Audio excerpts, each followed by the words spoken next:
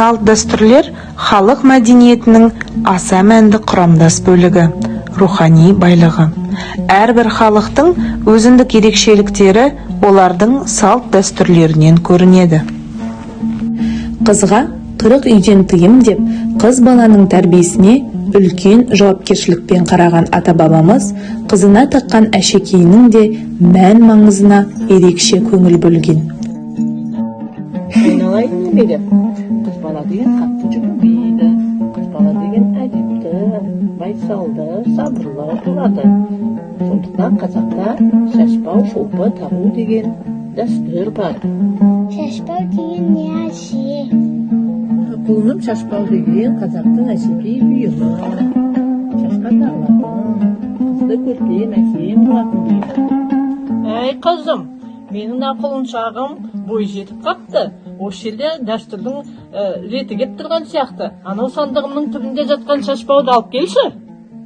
Шашбау дәстүрін жасайық.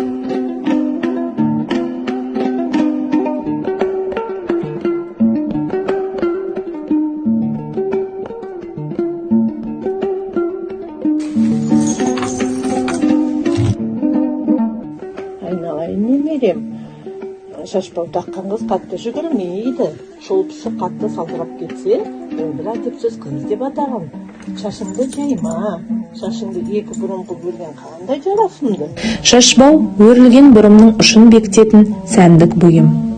Ол күміс тиын маржан қадалған бауы бар күйінде кездеседі. Шашбауды күмістен қаптап жасайды. Оған түрлі түсті асыл тастарды орнатады. Моншақ тізілген ұзын күміс шынжырлары бауы бар түрлері де жиі тараған.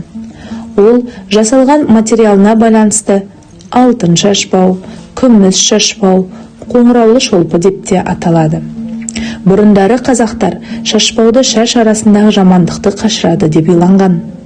Кезінде нәзік жандының барлығы дерлік қолаң шашқа сән беріп оюланған шашбау мен күмістелген шолпы таққан. Шолпы шаштың ұшына, шаш бұрымының түбіне ілініп, шашпен бірге өріледі. Осылайша, шаш салмағы ауырланып, ерте күнінен осы әшекейлерді таққан қыз арқасын түзу ұстап, сәнді жүре алады. Сонымен қатар, шолпы салмағының арқасында шашта ұзын болып өсіп, ауыр салмақтың әсерінен күнделікті бас ауыру деген түсінік болмаған. Қоңыраулы шолпы тағу арқылы қыздың артық, оғаш қылық жасамауына мән берген. Әшекейдің сыңғырлап дауысының естіле бастағаны, яғни үйге қыз бала кіріп келе жатқаны деп үлкендер реттеліп, жинақталып отырған. Шашбаудың дыбысы жиі қатты шықса, ұшқалақ, суман қылықты қыз болғаны. Ал ақырын ғана естілген шашбаулы қыздың мінезі өте сабырлы, биязы, нәзік екенін аңғартқан.